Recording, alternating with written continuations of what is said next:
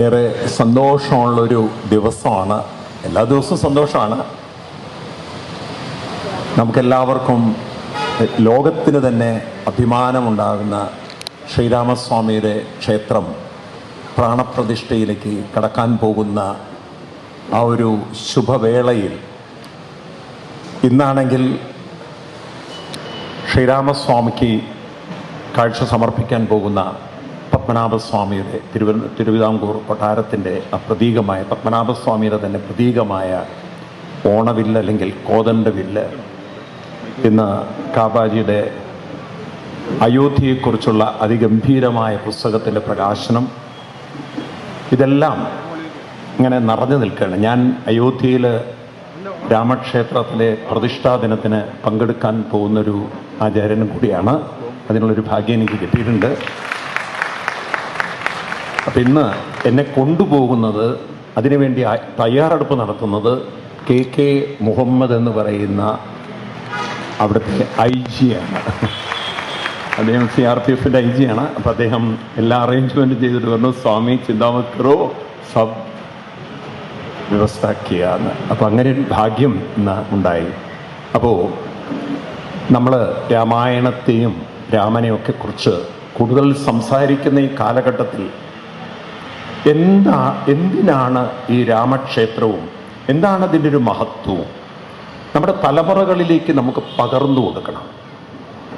രാമൻ എന്ന് പറയുന്ന, എന്തിനാണ് ഇത്ര അധികം രാമനൊരു പ്രാധാന്യം? പ്രത്യേകിച്ച് നമുക്കറിയാം, കേരളം വളരെ പ്രബുദ്ധത ഉണ്ടെന്ന് പറയുന്നൊരു നാടാണ്. എന്നാൽ വലിയ പ്രബുദ്ധതയൊന്നുമില്ല, അത് വേറെ കാര്യം. വെറുതെ കുറേ ആളുകളെ വിമർശിക്കുന്ന പ്രബുദ്ധത മാത്രമേ ഉള്ളൂ. സംസ്കാരശൂന്യമായ പ്രബുദ്ധതയാണ് നമ്മൾ കണ്ടുകൊണ്ടിരിക്കുന്നത്. പക്ഷെ നമുക്ക് ഉത്തരം കൊടുക്കണം, തലമുറകളിലേക്ക് ഉത്തരം കൊടുക്കണം. Why we are worshipping Rama? What is the significance? കാരണം അടുത്ത തലമുറയ്ക്ക് അറിഞ്ഞിരിക്കണം. ഇപ്പം രാമനെ കുറിച്ചൊക്കെ നമ്മൾ പറയുമ്പോൾ ഒരു വാക്ക് നിങ്ങളെപ്പോഴും ഓർക്കുക, രാമോ വിഗ്രഹവാൻ ധർമ്മ. രാമൻ ധർമ്മത്തിൻ്റെ പ്രതീകമാണ്. രാമൻ എന്ന് പറയുമ്പോൾ ധർമ്മം. ഈ ധർമ്മം എന്ന വാക്കാണ് ഇന്ന് നാം ഹിന്ദു സമൂഹം കൂടുതൽ ആഴത്തിൽ പഠിക്കേണ്ടത്. കാരണം നമ്മളത് പഠിക്കാത്തൊരു വിഷയമാണ് ധർമ്മം. നമ്മൾ ധർമ്മം എന്ന് പറയുന്നത്, പണ്ടൊക്കെ ചൊവ്വാഴ്ചകളിൽ വീടുകളിൽ കൈനീട്ടാൻ വരുന്നവർ ധർമ്മക്കാരാണ്. അങ്ങനെയാണ് ധർമ്മം എന്നുള്ളൊരു വാക്ക് പൊതുവെ വീടുകളിൽ പണ്ട് ഉപയോഗിച്ചു. അപ്പോൾ അത് പിന്നെ ഇല്ല. ധർമ്മക്കാരൻ വരുന്നുണ്ട്, വല്ലതും കൊടുക്കണം. പിന്നെ ധർമ്മം എന്നൊക്കെ പറയുന്നത് ഓരോരുത്തരുടെയും കടമയെക്കുറിച്ചാണ്. ഇത് നിന്റെ കടമയാണ്, അല്ലെങ്കിൽ നിന്റെ ധർമ്മമാണ്. ഭർത്താവിനെ നോക്കല്, ഭാര്യയെ നോക്കല് നിന്റെ ധർമ്മമാണ്. അങ്ങനെയാണ് നമ്മൾ പറയാറ്. അല്ലാതെ നമുക്ക് ധർമ്മം എന്നുള്ള വാക്കായിട്ട് വലിയ ബന്ധമൊന്നുമില്ല. എന്നാൽ ഈ വാക്ക് നമ്മൾ കൂടുതൽ പരിചയപ്പെടേണ്ടതുണ്ട്. പ്രത്യേകിച്ച് രാമൻ്റെ പ്രതിഷ്ഠയൊക്കെ വന്ന അയോധ്യയിൽ രാമക്ഷേത്രമൊക്കെ വരുമ്പോൾ, ഇനി ആളുകൾ അവിടെ പോകുമ്പോൾ, ആ ക്ഷേത്രം കാണുമ്പോൾ, ശ്രീരാമസ്വാമിയുടെ വിഗ്രഹം കാണുമ്പോൾ നമ്മുടെ മനസ്സിലേക്ക് പതിയേണ്ട ചിത്രമാണ് രാമോ വിഗ്രഹവാൻ ധർമ്മ. രാമൻ വിഗ്രഹത്തിൻ്റെ പ്രതിബിംബമാണ്, അല്ലെങ്കിൽ പ്രത്യക്ഷ മൂർത്തിയാണ്.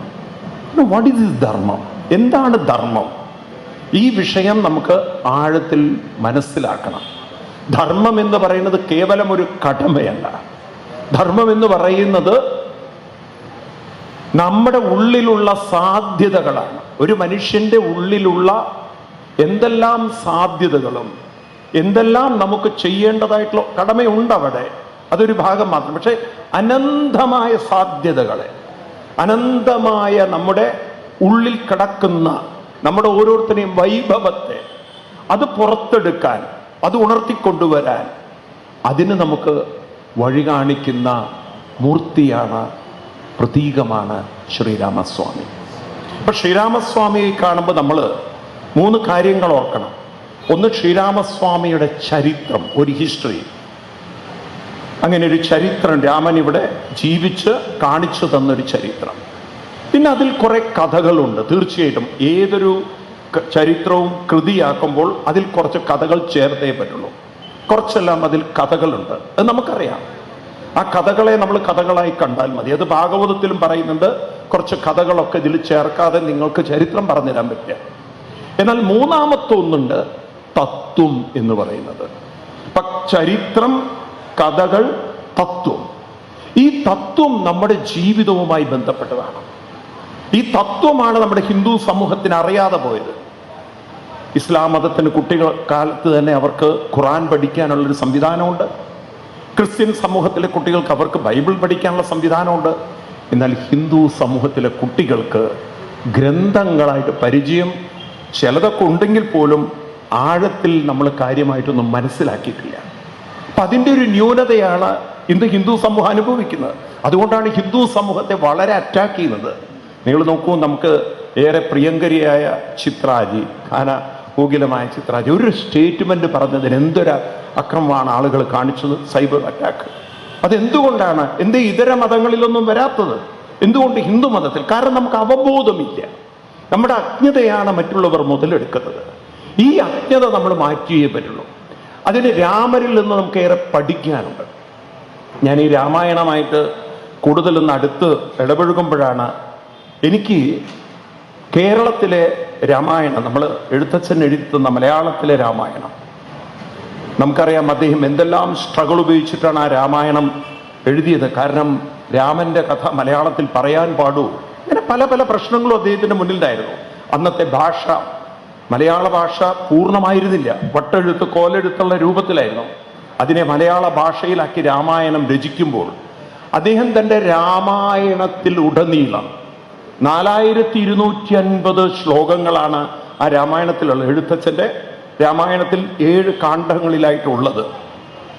ഈ 7 കാണ്ഡങ്ങളിൽ 4250 ശ്ലോകങ്ങളിൽ അതിൽ ഓരോ ശ്ലോകത്തിലും ഒന്നുകിൽ രാ എന്ന അക്ഷരം കാണും, അല്ലെങ്കിൽ മാ എന്ന അക്ഷരം കാണും. രാമ രാമ രാമ, ഒന്നുകിൽ രാ കാണും അല്ലെങ്കിൽ മാ കാണും. അതിൽ 3 ശ്ലോകങ്ങളിൽ ഈ രായുമില്ല മായുമില്ല. 3 ശ്ലോകങ്ങൾ. നിങ്ങളൊന്ന് പോയി കണ്ടുപിടിക്കുക ഏതാ 3 ശ്ലോകങ്ങൾ. പ്രഭാഷണത്തിൻ്റെ ലാസ്റ്റ് ഞാൻ പറഞ്ഞു തരും, കാരണം അതുവരെ നിങ്ങളിവിടെ ഇരിക്കണം.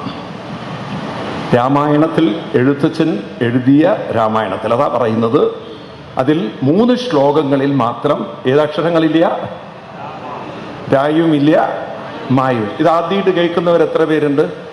ഇത് ആദ്യമായിട്ട് കേൾക്കുന്നത്, അതാ പറഞ്ഞത് നമ്മൾ അത്രയും അറിവുള്ളവരാണ്. നമ്മളാരും ഇതിനെക്കുറിച്ചൊന്നും കേട്ട് മനസ്സിലാക്കിയില്ല.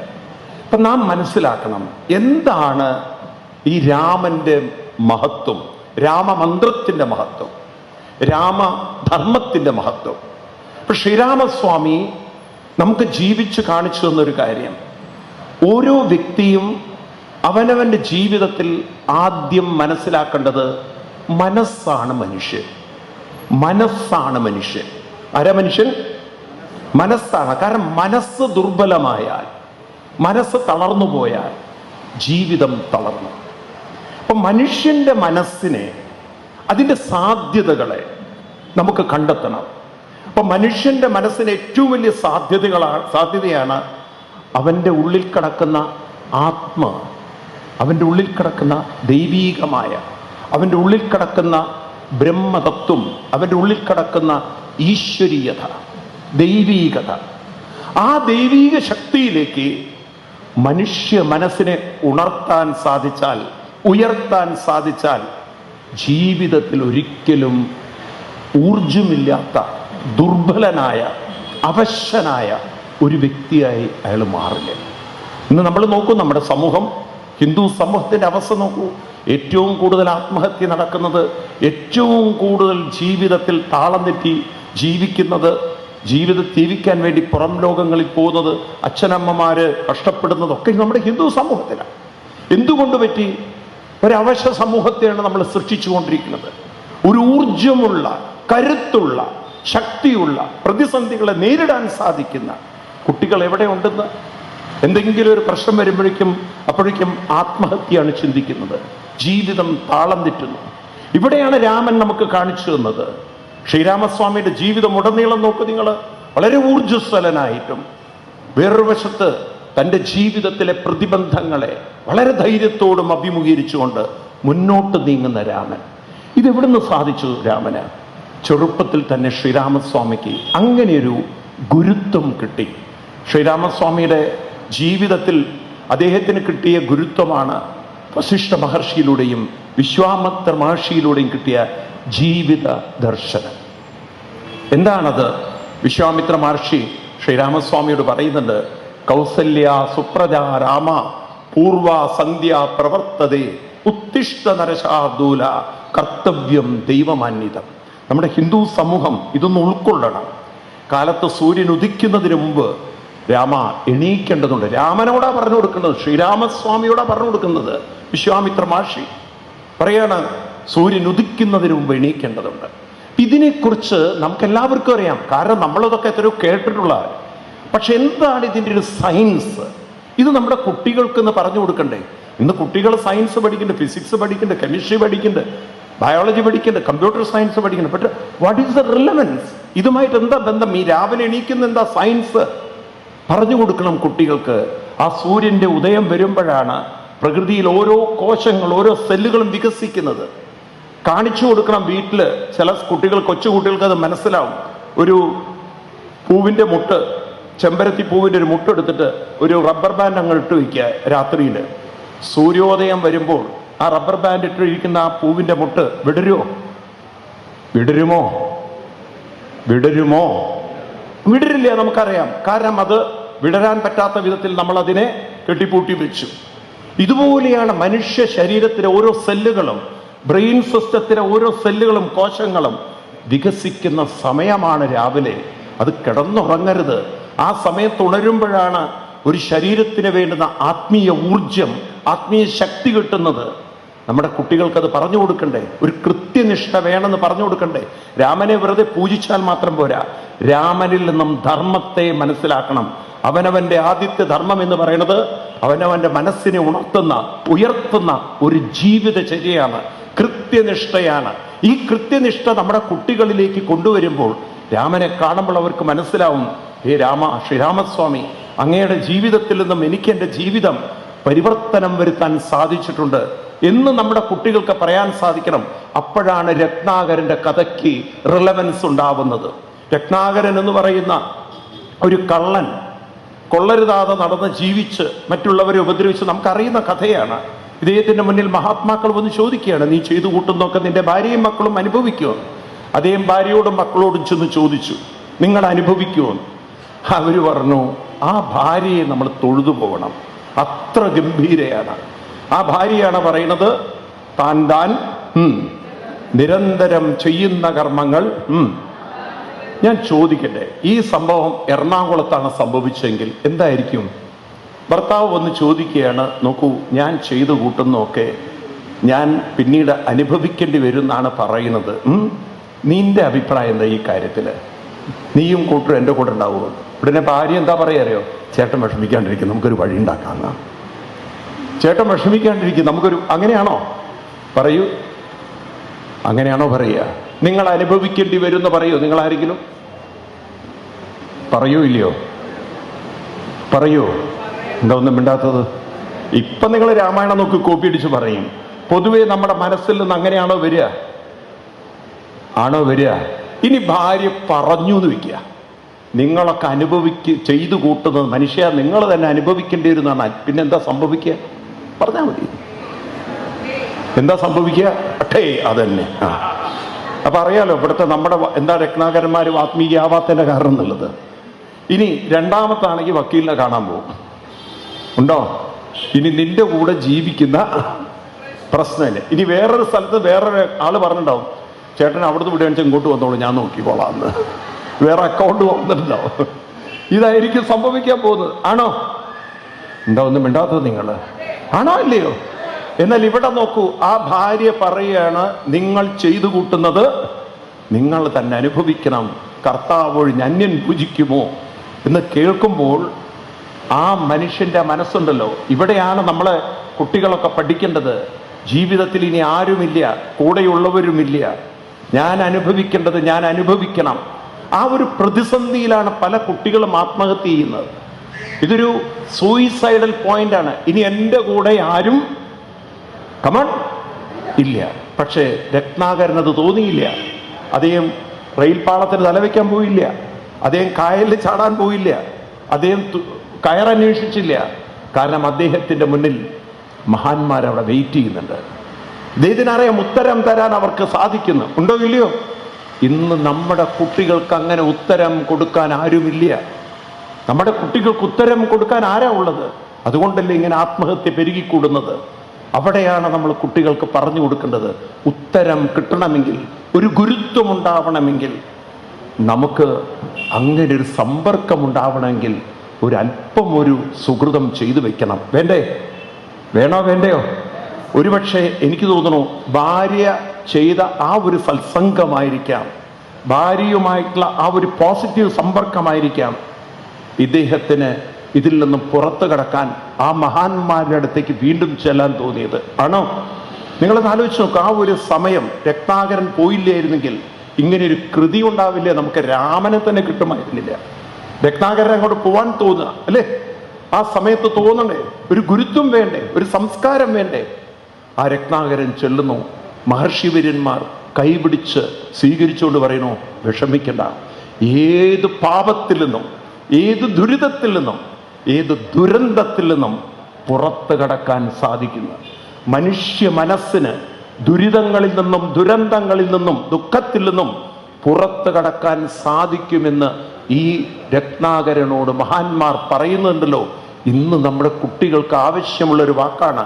സംഭവിച്ചത് എന്താവട്ടെ, പരാജയങ്ങൾ എന്താവട്ടെ, നിങ്ങൾക്ക് പുറത്തു കടക്കാനുള്ള കഴിവും സാധ്യതയും നിങ്ങളുടെ ഉള്ളിലുണ്ട്. അതൊന്ന് തൊട്ടുണർത്തണ്ടേ? അതിനൊന്ന് കൊട്ടി ഉണർത്തണ്ടേ? തട്ടി ഉണർത്തണ്ടേ? വേണോ? പറയൂ നിങ്ങൾ. രാമായണം മുഴുവൻ അതല്ലേ? രാമായണം നമ്മൾ കൊണ്ടു നടക്കുന്ന ശ്രീരാമസ്വാമിയുടെ ചരിത്രത്തിൽ മുഴുവൻ ഈ തട്ടി ഉണർത്തലാണ്. ശ്രീരാമസ്വാമി സീതാന്വേഷണത്തിന് വേണ്ടി ഹനുമാൻ സ്വാമിയെ പറഞ്ഞയക്കുമ്പോഴും അവിടെയും നിങ്ങൾക്ക് കാണാം ഇതുപോലൊരു തട്ടി ഉണർത്തൽ. ഒരു ഘട്ടത്തിൽ വാനരന്മാർക്ക് സമ്പാദിയിൽ നിന്ന് മനസ്സിലാക്കാൻ സാധിച്ചു, സീതാദേവി ലങ്കയിൽ അശോകവനി ശിംശിക വൃക്ഷച്ചുവട്ടിലുണ്ടെന്ന്. പക്ഷെ ആര് കൊണ്ടുവരും? നിങ്ങൾ നോക്കൂ, രാമായണത്തിൽ വീമ്പ് പറയുന്നത് കാണാം. 50 യോജന ഞാൻ ചാടും, 20 യോജന ചാടും, 10 യോജന ഉണ്ടോ ഇല്ലയോ? ആരും ചാടാനില്ലാത്തൊരു ഘട്ടത്തിൽ ഇവിടെ ജാമ്പവാൻ ചെന്ന് പുറത്ത് തട്ടിക്കൊണ്ട് പറയാണ്, പണ്ട് 300 യോജന ചാടിയത് ഓർമ്മയില്ലേ? സൂര്യനേരു ഫലമായി കണ്ട് ചാടിയത് ഓർമ്മയില്ലേ? എന്നുള്ള പഴയ ചരിത്രങ്ങളൊക്കെ പറഞ്ഞു കൊടുത്ത് ആ ഹനുമാൻ സ്വാമിയുള്ള ഊർജവും ശക്തിയും ഉണർത്തിക്കൊടുത്തപ്പോൾ പിന്നീട് ഹനുമാൻ മാറി ചാടുന്നൊരു രംഗമുണ്ട്. ആ സമയത്ത് ഉണർത്താൻ ഒരു ജാമ്പവാൻ ഇല്ലായിരുന്നെങ്കിൽ രാമായണത്തിന്റെ ഗതി എന്താകുമായിരുന്നു? ചിന്തിക്കും നിങ്ങൾ. അപ്പൊ ഇവിടെയൊക്കെയാണ് നമുക്ക് രാമായണം നമുക്കിന്ന് ആവശ്യമായി വരുന്നത്. നിങ്ങളിൽ ഓരോരുത്തരിലും ഒരു ജാമ്പവാൻ ഉണ്ടാവണം. നിങ്ങളിൽ ഓരോരുത്തരിലും ഒരു ഗുരുത്വമുള്ള ഗുരുക്കന്മാരുണ്ടാവണം. നാളെ നിങ്ങളുടെ മക്കൾ ഒരു വിഷമം പറയുമ്പോൾ, ഒരു ദുഃഖം പറയുമ്പോൾ പുറത്തു കടക്കാൻ ഉള്ളിൽ ശക്തിയുണ്ട്, പുറത്തു കടക്കാനുള്ള വൈഭവം നിങ്ങളുടെ ഉള്ളിലുണ്ട്. അതാണ് നമ്മുടെ ഏറ്റവും വലിയ ധർമ്മം, ആത്മധർമ്മം. ആത്മധർമ്മം ആദ്യം അവനവനെ ഉണർത്തുന്ന, ഉയർത്തുന്ന ധർമ്മം നമ്മൾ അനുഷ്ഠിക്കണം. അവനവനോടുള്ള അവനവന്റെ ധർമ്മം മനസ്സിലായില്ലേ? ഇതാണ് ഭാരതീയ ഋഷിവര്യന്മാർ പറയുന്ന ആത്മീയത, സ്പിരിച്വാലിറ്റി. ഇതൊരു ദൈവത്തിന്റെ മുന്നിൽ പോയി കൈകൂപ്പി കേണപേക്ഷിക്കുന്നതല്ല. അതിനൊരു തപസ് വേണം, അതിനൊരു കൃത്യനിഷ്ഠമായ ജീവിതം വേണം, അതിന് ചില അനുഷ്ഠാനങ്ങൾ വേണം. ഇവിടെ രത്നാകരൻ എന്താ പറഞ്ഞു കൊടുക്കുന്നത്? രാമ രാമ എന്ന് ജപിക്കാനാണ്. നമുക്കത് കേവലം ഒരു മന്ത്രമാണ്. എന്താണ് രാമരാമ? നിങ്ങൾ ആരെങ്കിലും ആ മന്ത്രത്തെക്കുറിച്ചൊക്കെ ഒന്ന് ശ്രദ്ധിച്ചിട്ടുണ്ടോ? രാമരാമ എത്ര കാലമായി നമ്മൾ കേൾക്കുന്നു. എന്താണ് ഈ രാമരാമ? രാ എന്ന അക്ഷരവും മാ എന്ന അക്ഷരവും താരക മന്ത്രമാണ്, താരക ബ്രഹ്മ മന്ത്രമാണ് എന്നൊക്കെ പറയും. എന്താണ് ഈ രാമ? അതിനൊരു മഹത്വം. രാമനാമത്തിന്റെ മാധുര്യം എന്താണ്? ഞാൻ പറഞ്ഞു, എഴുത്തച്ഛൻ തൻ്റെ 4250 ശ്ലോകങ്ങളുള്ള കൃതികളിൽ 3 ശ്ലോകമൊഴികെ എല്ലാറ്റിലും ഒന്നുകിൽ രാ എന്ന അക്ഷരം അല്ലെങ്കിൽ മാ എന്ന അക്ഷരം. എന്താ ഇതിൻ്റെ ഒരു മഹത്വം? എന്താണ് രാ, എന്താണ് മാ? നമ്മളതിനെ ഒന്ന് ശാസ്ത്രീയമായി നോക്കുകയാണെങ്കിൽ നിങ്ങൾ എല്ലാവരും രാ എന്നൊന്ന് ഉറക്കെ പറയും. രാ എന്ന് പറയുമ്പോൾ നമ്മുടെ നാക്ക് മേലെ തൊടുന്നുണ്ട് ഇല്ലേ? ഉണ്ടോ ഇല്ലയോ? രാ എന്ന് പറയുമ്പോൾ നമ്മളിലൊരു ഊർജം കൂടുകയാണോ? രാ എന്ന് നമ്മൾ ഒന്ന് ഉറപ്പിച്ചു പറയുമ്പോൾ നമ്മളിലൊരു ശക്തി ഉണരുകയാണോ? ആണോ? ഈ രാ എന്ന അക്ഷരം അത് പ്രകാശത്തിൻ്റെയാണ്. രവി, സൂര്യൻ അക്ഷരം. രാ എന്നത് ചൂടിൻ്റെയാണ്, ശക്തി. രാ എന്നത് പ്രാണന്റെയാണ്, കരം ഉണരുക, മുകളിലേക്ക് ശക്തി ഉണർത്തുക. ഇപ്പൊ രാ എന്നൊരക്ഷരം ശക്തിയുടെ പ്രതീകമാണ്. രാ പ്രാണശക്തി ഉണർത്തണം. മനുഷ്യൻ പ്രാണശക്തി ഉണർത്തിയിട്ടില്ലെങ്കിൽ, അവൻ്റെ തലച്ചോറിൽ വേണ്ടത്ര പ്രാണശക്തി ഇല്ലെങ്കിൽ, ജീവിതം എത്ര നിങ്ങൾ ഭക്തിയുള്ളവരായാലും, സാധാരണ ഭക്തി അമ്പലത്തിൽ പോകുന്നവരായാലും, എങ്ങനെയൊക്കെ നിങ്ങൾ ഉദ്യോഗത്തിൽ ജീവിച്ചാലും സൗകര്യത്തിൽ ജീവിച്ചാലും ഒരു ദിവസം പണി തീരും. കാരണം ഈ ശരീരം മുഴുവൻ ചലിക്കണമെങ്കിൽ ഒരു 84,000 നാഡികളിലൂടെ പ്രവർത്തിക്കുന്ന പ്രാണശക്തി ഉണർത്തേണ്ടതുണ്ട്. കോദണ്ഡപാണിയായ രാമൻ നമ്മുടെ മുന്നിൽ കാണിക്കുന്നത് ഊർജ്ജസ്വലതയുള്ളൊരു ജീവിതമാണ്. മരിക്കുന്നത് വരെ ഊർജമുള്ളവരായി തീരണമെങ്കിൽ പ്രാണനെ ഉണർത്തേണ്ടതുണ്ട്. ഇപ്പൊ രാമ എന്ന് ജപിക്കുമ്പോൾ, രാ എന്ന അക്ഷരം പറയുമ്പോൾ നിങ്ങളറിയാതെ നിങ്ങളുടെ പ്രാണശക്തി ഉണരുന്നുണ്ട്. പ്രാണശക്തി ഉണർത്തുന്ന, ശരീരത്തിന്റെ ഊർജം കൂട്ടുന്ന മന്ത്രം ഒരക്ഷരം രാ. അതിങ്ങനെ ജപിച്ച് ജപിച്ച് ജപിച്ച് ജപിച്ച് ജപിച്ച് ആ ശക്തി തലച്ചോറിലേക്ക് എത്തുമ്പോൾ, ആ തലച്ചോറിന്റെ ശക്തി കൂടുമ്പോൾ സകല നാഡികളുടെയും 84,000 നാഡികളിലേക്ക് ഊർജപ്രവാഹം വരുമ്പോൾ സ്ട്രോക്ക് അടിച്ച് ചത്തുപോവില്ല. മരിക്കുന്നത് വരെ ഊർജമുള്ളവരായി തീരും. ഇത് നോക്കൂ, നമുക്ക് ജീവിതത്തിൽ മരിക്കുന്നത് വരെ ഊർജമുണ്ടാവാൻ എന്താ വഴി? അതല്ലേ മദ്യം ഇങ്ങനെ വിറ്റഴിക്കുന്നത്. ആളുകൾ ഊർജത്തിന് വേണ്ടി പോവുകയാണ്. നമ്മുടെ സമൂഹം നോക്കൂ, നമ്മുടെ തലമുറകൾ നോക്കൂ, കുട്ടികൾ നോക്കൂ. എന്താണ് ഊർജത്തിന് വേണ്ടി പല ഡയറ്റിംഗ് ചെയ്യുന്നു, പല ഡ്രിങ്ക്സ് വാങ്ങിച്ചു കഴിക്കുന്നു. അവസാനം എത്തുന്നത് നോക്കൂ, നിങ്ങളുടെ വീടുകളിലേക്ക് നോക്കൂ. നമ്മുടെ കുട്ടികൾ നല്ലൊരു ശതമാനം പോകുന്നത് ജിമ്മിൽ പോവുകയാണ് ഊർജമുണ്ടാക്കാൻ വേണ്ടിയിട്ട്. ഒരു ദിവസം നമ്മൾ കേൾക്കുന്ന ആള് സ്ട്രോക്ക് അടിച്ചു പോയി എന്നുള്ളതാണ്. ഒരല്പനേരം ഈ ക്ഷേത്രങ്ങളിൽ വന്നാൽ മതി. രാവിലെ ഒന്ന് കാലത്തെണീറ്റ് ഒരു 5-5:30 വന്നൊന്ന് പ്രദക്ഷിണം വെക്കട്ടെ കുട്ടികള്. 108 തവണ രാമമന്ത്രം ജപിച്ച് ഹരേ രാമ എന്നോ, ജയ ശ്രീറാം ജയ ശ്രീറാം ജയ രാം ജയ ജയ് ശ്രീറാം, ഏതെങ്കിലും ഒരു മന്ത്രം ജപിച്ചുകൊണ്ട് ഒരു 108 തവണ ജപിച്ചൊന്ന് ശീലിക്കട്ടെ. ജീവിതം അന്ത്യം വരെ ഊർജം നിലനിർത്താം. നിങ്ങൾ എത്ര പേര് കേട്ടിട്ടുണ്ടോ അറിയില്ല, ആചാര്യ വിനോബാവെ. നിങ്ങൾക്ക് അദ്ദേഹത്തിന്റെ ചരിത്രം എടുത്ത് നോക്കിക്കഴിഞ്ഞാൽ, അദ്ദേഹം അവസാനം മരിക്കുന്ന കാലം 7 ദിവസം ആചാര്യ വിനോബാവെക്ക് മരണിക്കട്ടായ്മ 7 ദിവസം ഒരു സാധനവുമില്ല, വെള്ളവുമില്ല, ഭക്ഷണവുമില്ല. അദ്ദേഹത്തിന്റെ ചെയറിലിരുന്നു കൊണ്ട് അദ്ദേഹം ജപിക്കുന്ന ഒരു മന്ത്രമുണ്ട്, രാം ഹരി രാം ഹരി രാം ഹരി രാം ഹരി. അതിങ്ങനെ ചുണ്ടുകൊണ്ട് ജപിച്ച് ഇന്ത്യൻ പ്രധാനമന്ത്രി ഇന്ദിരാഗാന്ധിയായിരുന്നു. ആചാര്യ വിനോബാവെ എന്ന് പറഞ്ഞാൽ ഗാന്ധിജിയുടെ വലങ്കൈ. അവർ ഫ്ലൈറ്റ് എടുത്ത് വന്നു. ആചാര്യ വിനോബാവെ ഭക്ഷണം കഴിക്കുന്നില്ല. അവർ ഡോക്ടർമാരുടെ വലിയൊരു സംഘമായിട്ട് വന്നു. ആചാര്യ വിനോബാവെ പറഞ്ഞിട്ട്, എൻ്റെ ദേഹത്ത് ആരും ട്രീറ്റ്മെൻറ്റ് ചെയ്യരുത്, എന്നെ ഒരു ഹോസ്പിറ്റലിലേക്ക് മാറ്റരുത്. അദ്ദേഹം മൗനവ്രതത്തിലാണ്. അദ്ദേഹത്തിൻ്റെ സെക്രട്ടറിയോട് പറഞ്ഞു, പ്രധാനമന്ത്രിയല്ല ആര് വന്നാലും എന്നെ ഒരു ഹോസ്പിറ്റലിലേക്ക് കൊണ്ടുവരരുത്. 7 ദിവസം ഭാഗവതത്തിൽ പരീക്ഷിത്ത് മഹാരാജാവ് എപ്രകാരമാണോ 7ാമത്തെ ദിവസം ശരീരം ഉപേക്ഷിച്ചത്, 7ാമത്തെ ദിവസമാകുമ്പോൾ ഇദ്ദേഹത്തിൻ്റെ കാല് അവസാനം ചുണ്ടും കാലിലെ വിരലും മാത്രമേ ഇളകിയിരുന്നുള്ളൂ എന്നാണ്. ബാക്കിയെല്ലാം നിശ്ചലാണ്. അവസാനം കാലിൻ്റെ ഇളക്കവും നിന്ന് അവസാനം ആ ഹരിന്ന് പോലും പറയാൻ പൂർണ്ണമാവാൻ നിന്നില്ല. ആരെങ്കിലും കേട്ടിട്ടുണ്ടോ ഇത്? ആരെങ്കിലും കേട്ടിട്ടുണ്ടോ? ഇങ്ങനൊരു ചരിത്രമുണ്ട്. ആ മരിക്കുന്നത് വരെ ഊർജം നിലനിർത്തിക്കൊണ്ട് വളരെ സന്തോഷത്തോടുകൂടി താൻ ചെയ്യേണ്ടതൊക്കെ ചെയ്തു തീർത്തുള്ള കൃതാർത്ഥതയോടെ, നമ്മുടെ എല്ലാവരും ഒന്നും മെനക്കെട്ടാനുണ്ടല്ലോ, ഒരു ഓൾഡ് ഏജ് ഹോമിലും പോകേണ്ട കാര്യമില്ല. ഇന്ന് അച്ഛനമ്മമാരെ ഓൾഡ് ഏജ് ഹോമിൽ തള്ളിക്കൊണ്ടിരിക്കുന്ന ഈ കാലഘട്ടത്തിൽ മക്കളൊക്കെ വിദേശത്തേക്ക് പോവുകയാണ് ജോലിക്ക്. അച്ഛനും അമ്മയും ഒറ്റപ്പെട്ട് അവസാനം ജീവിതം മുഴുവൻ തളർന്നുകൊണ്ടിരിക്കുന്ന ഈ കാലഘട്ടത്തിൽ ഒരു ഊർജമുള്ള ജീവിതം നയിച്ചുകൊണ്ട്, ഗീതയിൽ കൃഷ്ണൻ പറയുന്ന പോലെ, ഏതത് വിഭൂതിമസത്വം ശ്രീമദ് ഊർജിതമേവച, ഊർജത്തിൽ ജീവിക്കുന്നാണ്. അലസനായും അവശനായും ജീവിച്ചിട്ട് എന്ത് കിട്ടാനാണ്? ഊർജിതമേവച തത്തദേവാവഗച്ഛത്തം മമ തേജോംശ സംഭവാൻ. അതാണ് എൻ്റെ ചൈതന്യം. ഇത് അവിടെയാണ് ഈശ്വരൻ ഇരിക്കുന്നത്. ഊർജമുള്ളവരാ. അതാണ് രാ എന്നൊരക്ഷരം. മാ മീളനം, ലയിക്കണം. എവിടെ ലയിക്കണം? മനസ്സ് ലയിക്കണം. ആദ്യം മന്ത്രത്തിൽ ലയിക്കണം, പിന്നെ ആത്മശക്തിയിൽ ലയിക്കണം. അപ്പോഴാണ് ജീവിതത്തിൻ്റെ ആസ്വാദ്യത കൂടുക, ജീവിതം ആനന്ദമാക്കി തീർക്കുക. താൻ ചെയ്യുന്ന കർമ്മങ്ങളിൽ മനസ്സ് മുഴുകുന്നില്ലേ? ഇന്ന് നമ്മൾ എന്തോ ചെയ്യുന്നു, മനസ്സെവിടെയൊക്കെ പോകുന്നു. ഇന്ന് നോക്കൂ, കേരളത്തിൻ്റെയൊക്കെ ഒരു അവസ്ഥ അതാണ്.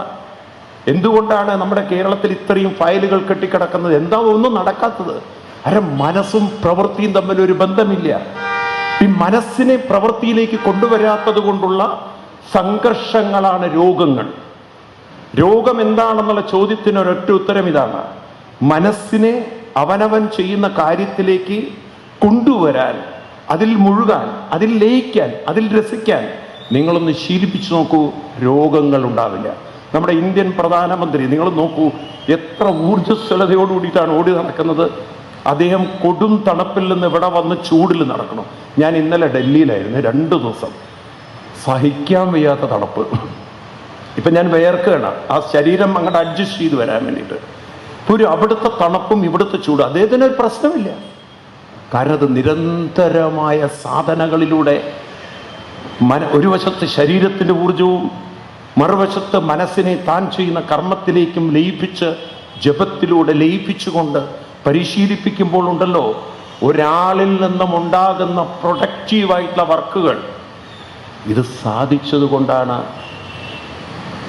സംസ്കൃതം പോലും അറിയാത്ത രത്നാകരൻ വാത്മീകിയായി 24,000 ശ്ലോകങ്ങളുള്ള ഒരു കാവ്യം രചിച്ചത്. ഇന്ന് ക്ലാസ്സുകളിലൊക്കെ കുട്ടികളെ പഠിപ്പിക്കുന്ന സയൻസ് മുഴുവൻ കണ്ടുപിടിച്ചത് പാശ്ചാത്യരാണ്. ഇന്നിവിടെ സയൻസ് സയൻസ് എന്ന് കൊട്ടിഘോഷിക്കുമ്പോഴൊക്കെ എന്തോ ഇത് പാശ്ചാത്യരുടെ സംഭാവനയായിട്ടാണ് പറയുക. ഐൻസ്റ്റീൻ ആയാലും ശരി, ന്യൂട്ടൺ ആയാലും ശരി, തോമസ് എഡിസൺ ആയാലും ശരി, ഡാർവിൻ ആയാലും ശരി, ഇങ്ങനെ ഒരുപാട് ഒരുപാട് ഒരുപാട് ഒരുപാട്. പക്ഷേ ക്ലാസ്സിലിരുന്നു കൊണ്ട് കുട്ടിക്ക് പറയാൻ സാധിക്കണ്ടേ, ലോകത്തിന് 24,000 ശ്ലോകങ്ങളുള്ള ആദികാവ്യം രചിച്ച വാത്മീകി, അദ്ദേഹം ഇവിടെയാണ് ജനിച്ചത്. ഇത് ലോകത്തിൽ ഇതുവരെ ആർക്ക് സാധിച്ചിട്ടില്ല.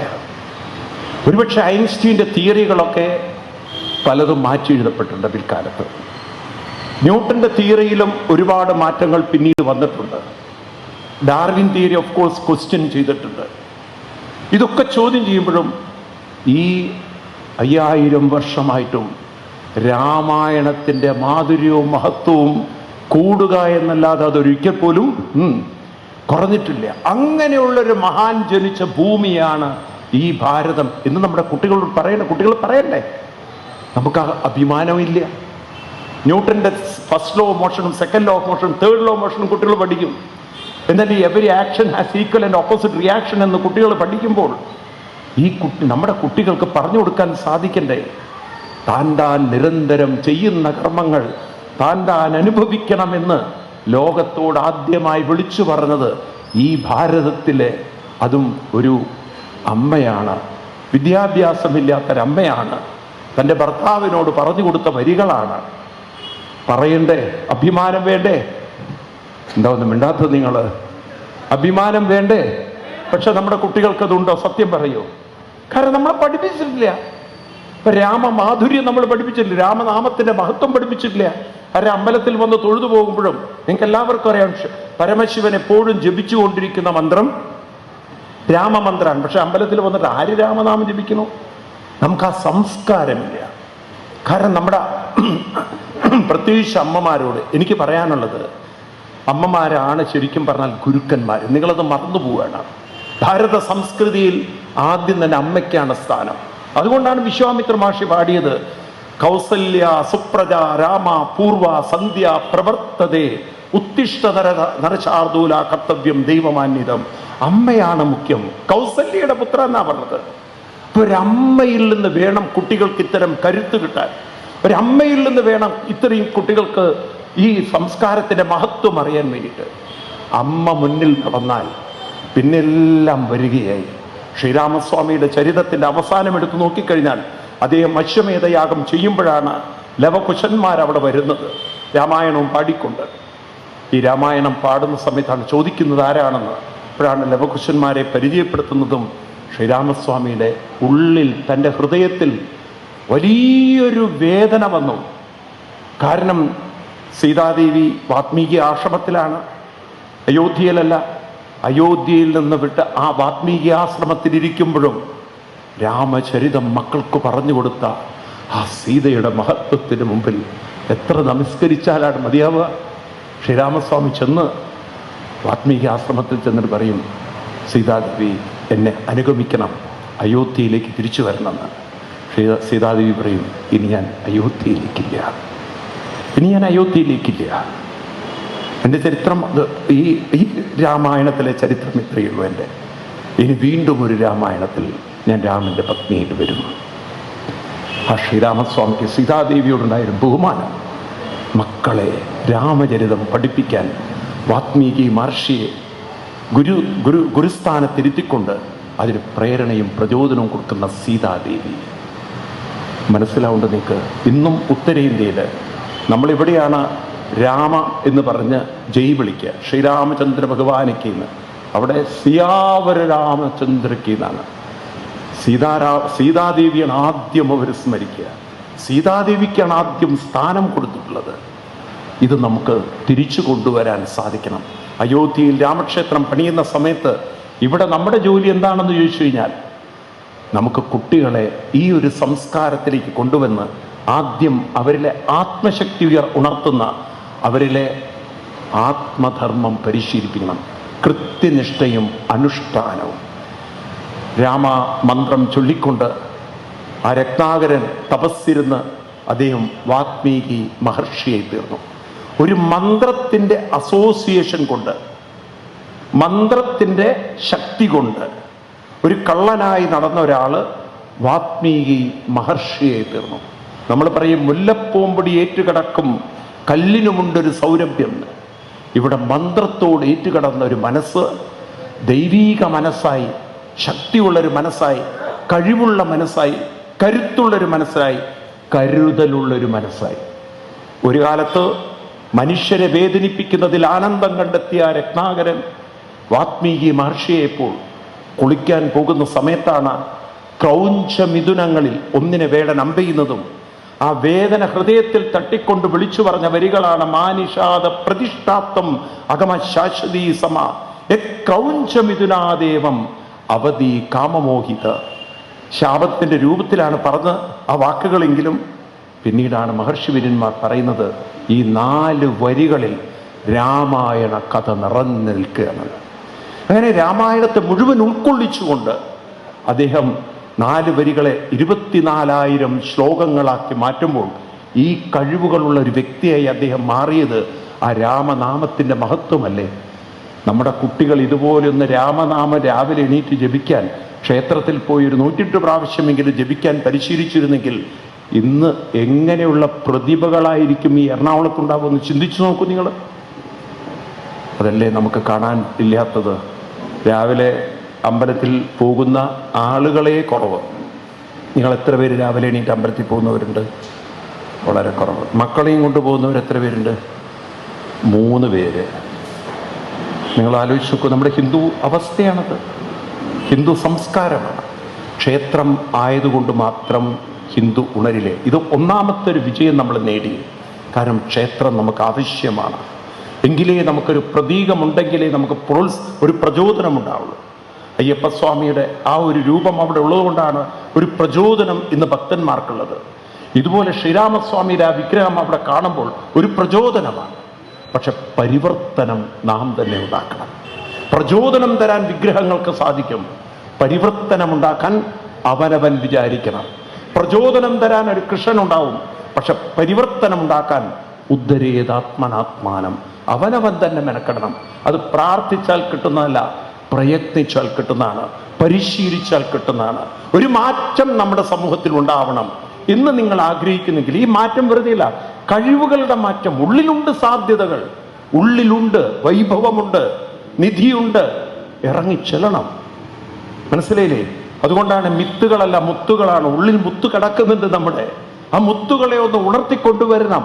ആ മുത്തിനെ ഉണർത്തിക്കൊണ്ടുവരണമെങ്കിൽ ജീവിതത്തിൽ ചില ചിട്ടകൾ മാറ്റണം.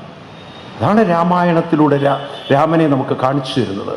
രാമൻ അദ്ദേഹത്തിൻ്റെ ജീവിതത്തിൽ മുന്നോട്ട് പോകുന്ന സമയത്ത് അദ്ദേഹത്തിൻ്റെ പട്ടാഭിഷേകമൊക്കെ നിശ്ചയിച്ച് അത് മുടങ്ങുമ്പോൾ എങ്ങനെയാണ് അദ്ദേഹം അതിനെ അഭിമുഖീകരിച്ചു നോക്കൂ നിങ്ങൾ. ആ ഒരു ശക്തി ഉണർന്നപ്പോൾ കാട്ടിൽ പോവാൻ എന്താ വിഷമം? കാട്ടിൽ പോവാൻ ഒരു ബുദ്ധിമുട്ടില്ലല്ലോ. അവിടെയാണെങ്കിലോ കാട്ടിൽ ശ്രീരാമസ്വാമി നേരത്തെ കാട്ടിൽ പോയതുകൊണ്ട് മഹർഷിവര്യന്മാരുടെ ആശ്രമങ്ങളുണ്ട്.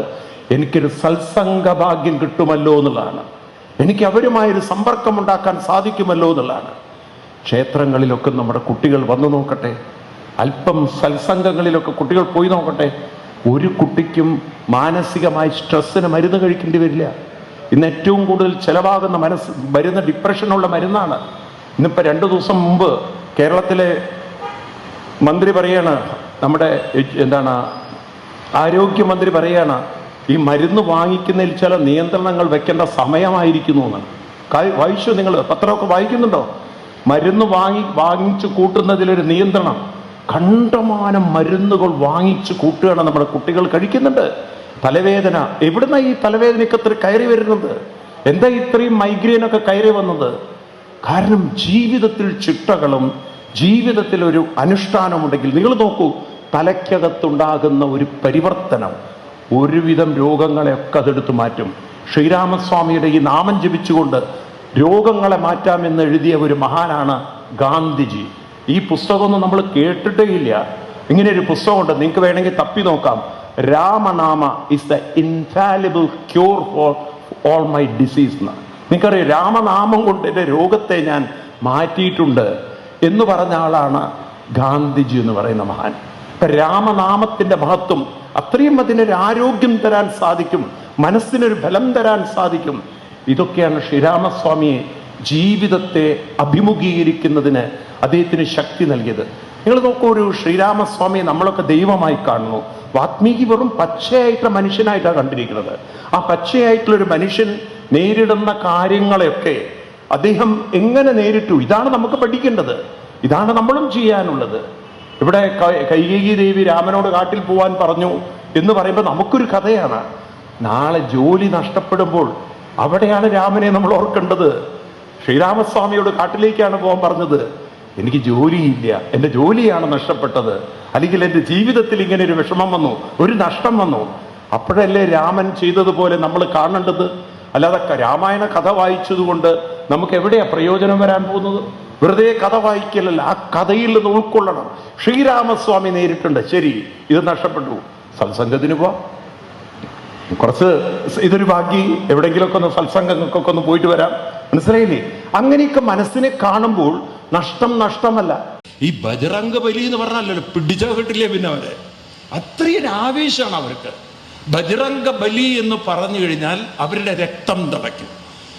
വെറും 10, 25, 30 പട്ടാളക്കാരെ ഉണ്ടായിരുന്നുള്ളൂ. അവർ 150ഓളം പട്ടാളക്കാര് പേടിച്ചോടുകയായിരുന്നു അവരുടെ. എന്താണെന്നറിയില്ല, ഇതൊരു ശക്തിയാണത്.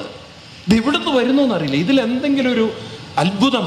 എനിക്ക് ഈ കാര്യങ്ങൾ പറയുമ്പോഴല്ലോ ഇത്തിരി രോമാഞ്ചം വരും.